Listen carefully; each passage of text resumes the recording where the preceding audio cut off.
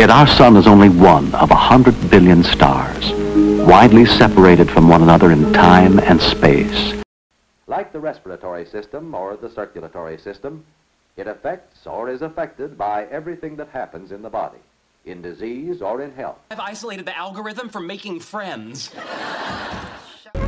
Compared to the breadth of knowledge yet to be known, what does your life actually matter? The discovery and invention shone over everything. What civilization? The Muslim civilization, my young friend.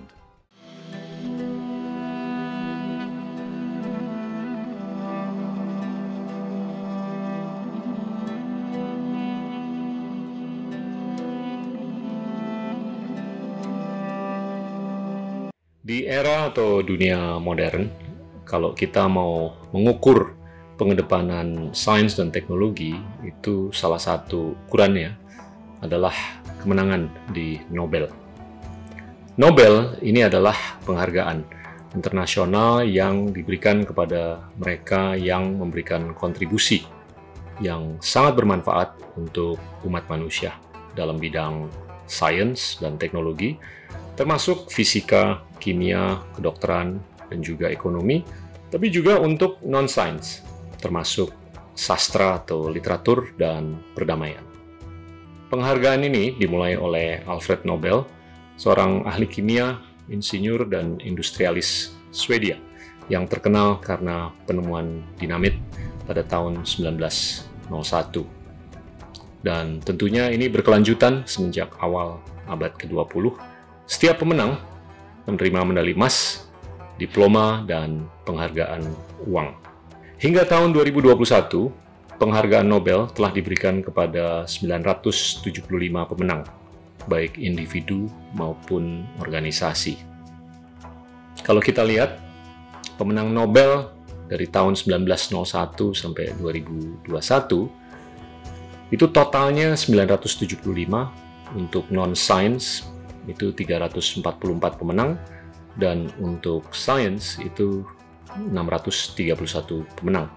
Sebagian besar pemenang beragama Kristen, kurang lebih 68% dari total jumlah pemenang, diikuti oleh Yahudi, kurang lebih 20,8% dari total pemenang, dan lainnya termasuk Islam yang hanya 1,3% dari total jumlah pemenang, Hindu 0,8%, dan Buddha 0,4%. Kalau kita kupas lagi dalam konteks sains, hanya 3 orang Islam yang pernah menang hadiah Nobel. Yang pertama adalah Abdus Salam di tahun 79, dia tuh keturunan Pakistan, dan yang kedua adalah Ahmed Zewali, keturunan Mesir yang menang di bidang kimia, dan yang ketiga adalah Aziz Sancar, keturunan Turki yang menang di bidang kimia juga. Nah, Islam ini hanya merupakan 0,5% dari total pemenang Nobel dalam bidang sains, sedangkan Hindu dengan 4 pemenang itu 0,6%, dan Yahudi dengan 147 pemenang itu merupakan 23,3% dari total pemenang Nobel dalam bidang sains. Yang paling banyak tentunya adalah 418 pemenang, yaitu orang Kristen, yang merupakan 66,2% dari total pemenang Nobel dalam bidang sains. Nah, kalau untuk bidang non-sains, agama Buddha itu ada 4 pemenang. Itu merupakan 1,2% dari total jumlah pemenang. Hindu 4 pemenang juga, 1,2%. Islam ada 10 pemenang, 2,9% dari total pemenang Nobel dalam bidang non-sains. Dan Yahudi ada 56 pemenang, 16,3%. Kristen itu ada 248 pemenang, kurang lebih 72,1% dari total pemenang Nobel dalam bidang non-sains. Kalau kita kupas lagi dalam konteks populasi dunia sejumlah 7,8 miliar penduduk, kaum Kristen yang kurang lebih 2,5 miliar penduduk, mereka memenangkan 66% dari total hadiah Nobel yang dimenangkan dalam konteks sains. Sedangkan populasi mereka itu adalah 32,1% dari total populasi dunia.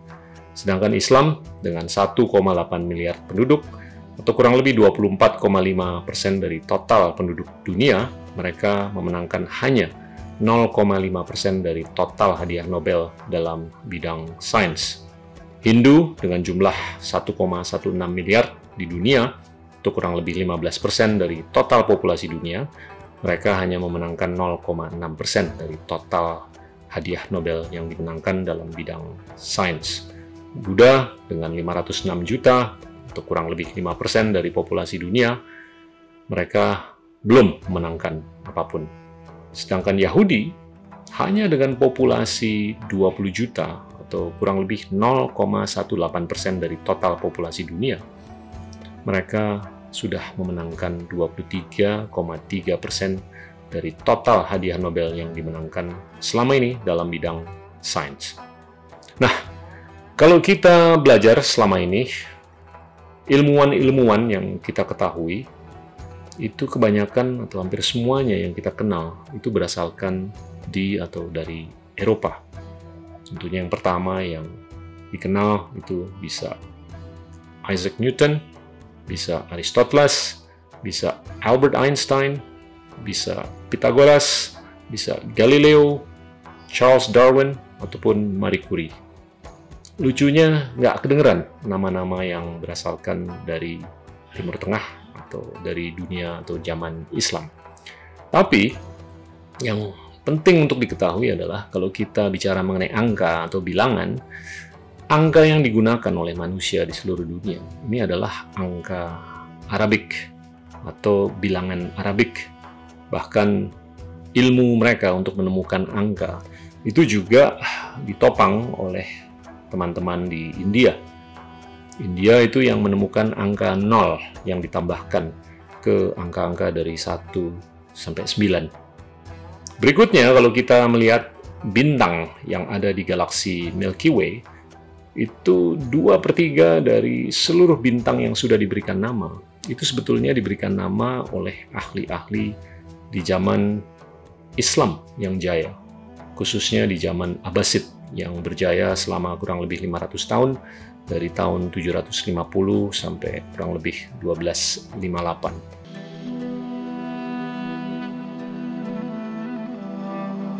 Kejayaan Islam itu termanifestasi dalam beberapa zaman, atau 3 zaman yang dicatat dalam sejarah. Yang pertama adalah zaman Umayyad, yang dimulai kurang lebih 29 tahun setelah Nabi Muhammad meninggal di tahun 632. Ini berlangsung dari tahun 661 sampai tahun 750. Tentunya kejayaan zaman Umayyad ini diwarnai dengan tingkat toleransi dan keterbukaan yang luar biasa, khususnya dalam urusan ekonomi, sosial, dan budaya.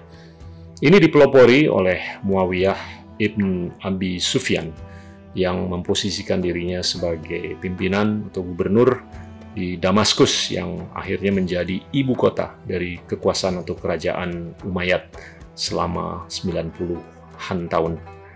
Mereka cukup luas sekali teritorinya. Ini mencakup 11 juta kilometer persegi, termasuk Asia Tengah, Pakistan, Afrika Utara, Peninsula Iberia, yaitu Spanyol dan Portugal, atau Andalusia. Ini jauh lebih besar daripada teritori yang dikuasai di zaman Romawi sebelumnya. Mayoritas dari populasi yang ada di zaman Umayyad ini adalah kaum Kristen. Mereka dan non-Muslim lainnya termasuk kaum Yahudi diharuskan bayar pajak lebih tinggi dibandingkan kaum Muslim atau Islam yang hanya harus bayar pajak zakat.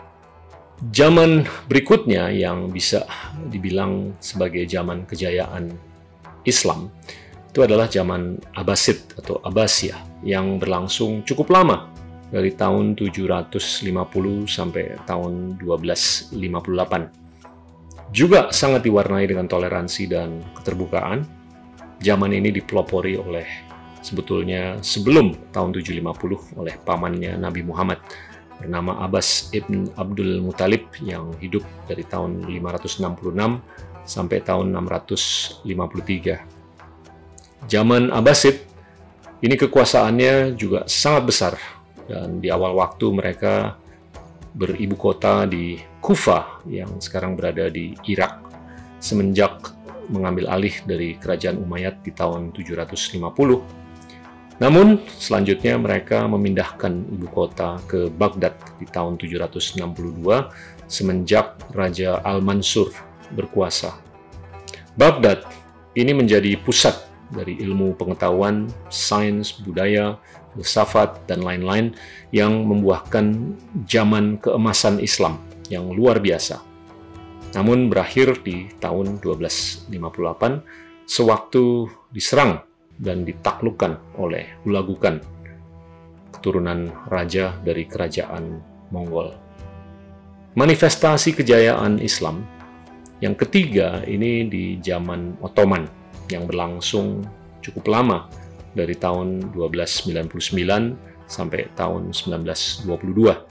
Juga diwarnai dengan toleransi dan keterbukaan, tapi mungkin tidak sekental seperti Abbasid dalam konteks pengedepanan sains dan teknologi. Ini diprakarsai oleh Sultan Utsman dari Anatolia, seorang kepala suku Turkoman.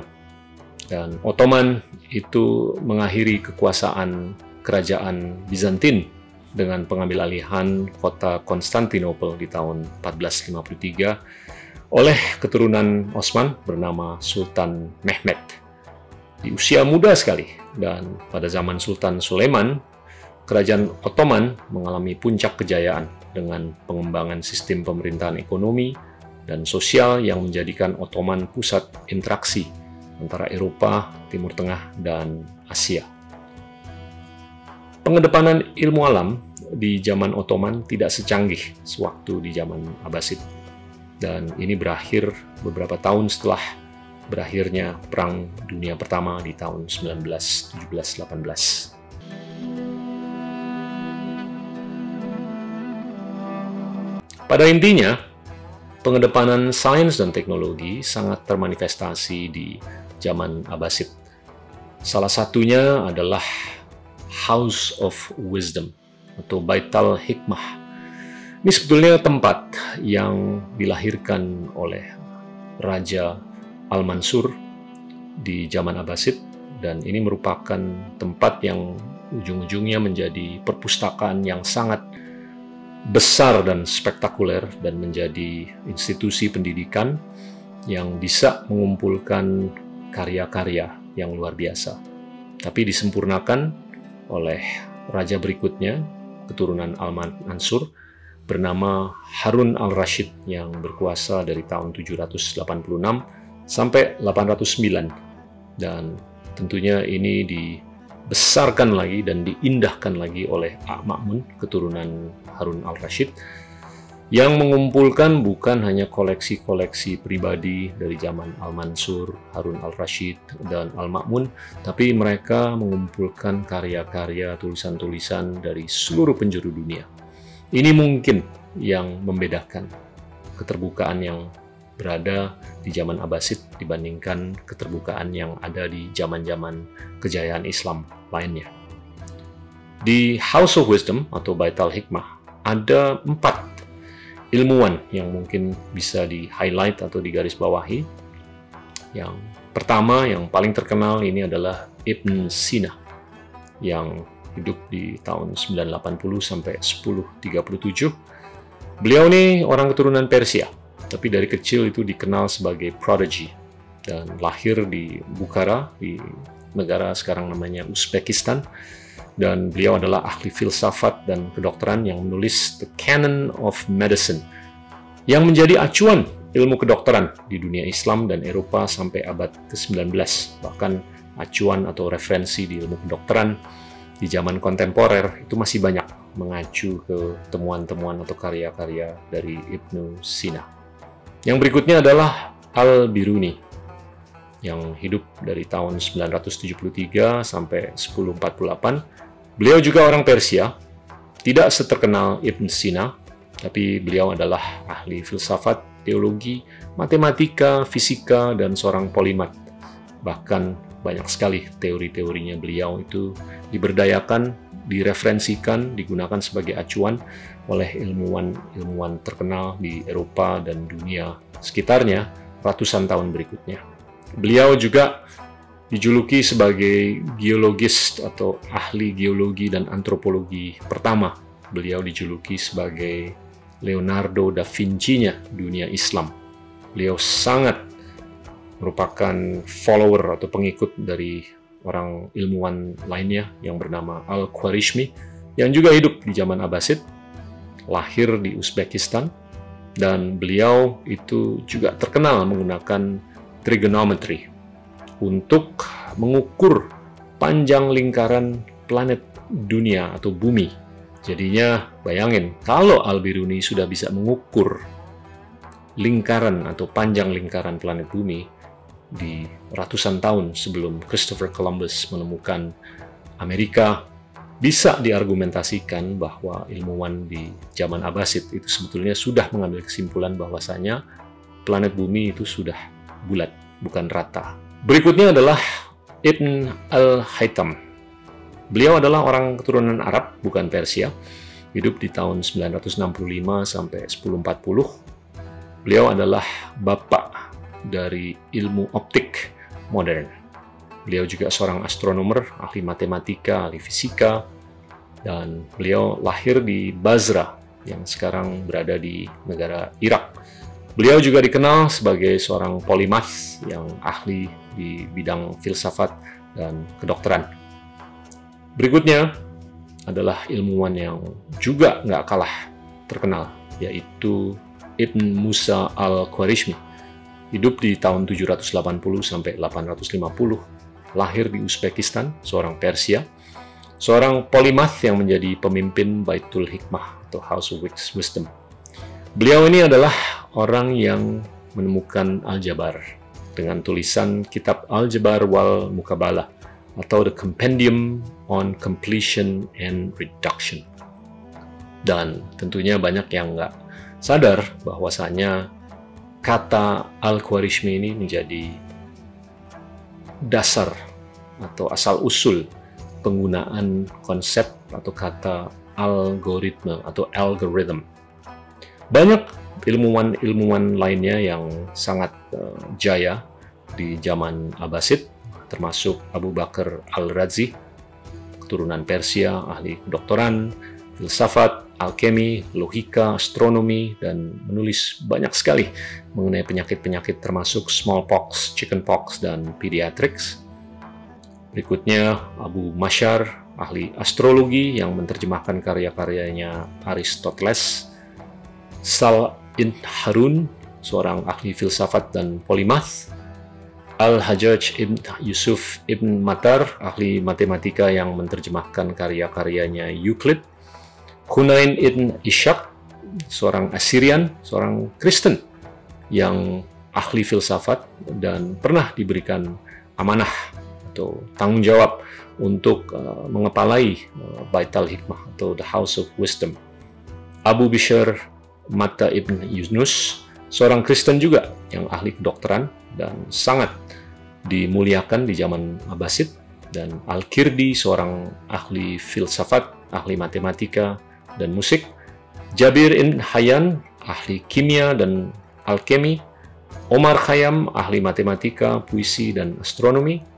Kalau kita mengacu ke era yang lebih modern atau kontemporer di tahun 1543, ada seorang ilmuwan bernama Copernicus dari Polandia yang menemukan bahwasanya bukan planet bumi, tapi justru matahari yang merupakan pusat atau center atau sentra dari sistem tata surya atau the solar system.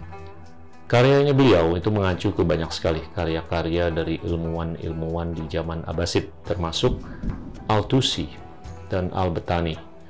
Mereka ini adalah ahli astronomi, matematika, dan fisika di masa kejayaan Kerajaan Abbasid.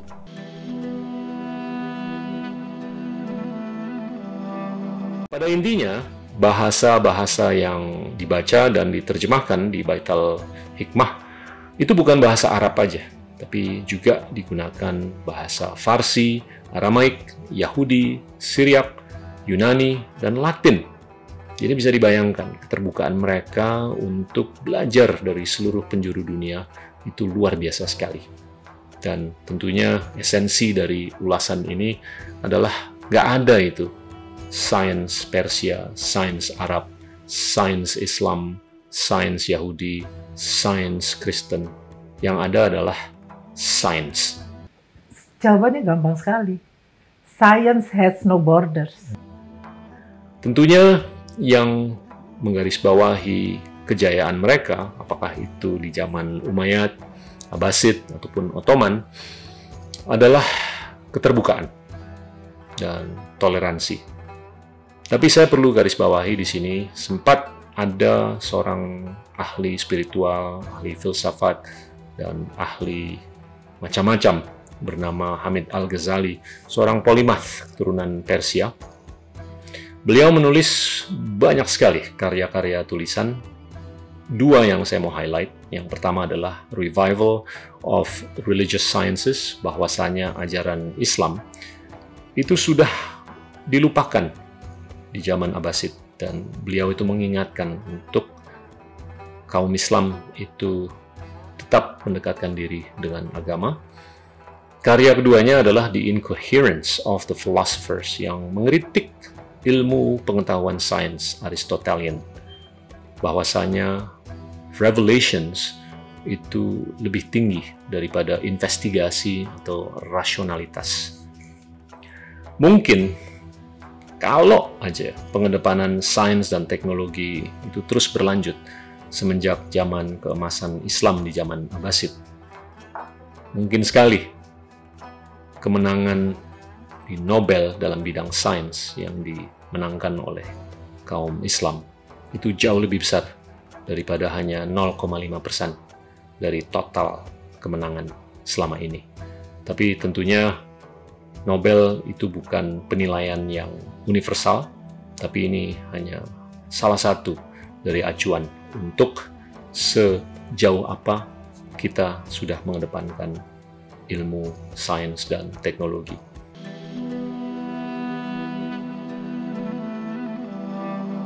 Telah ada beberapa pemikiran ataupun spekulasi mengenai sebab berkurangnya pengedepanan sains dan teknologi semenjak berakhirnya zaman Abbasid di tahun 1258.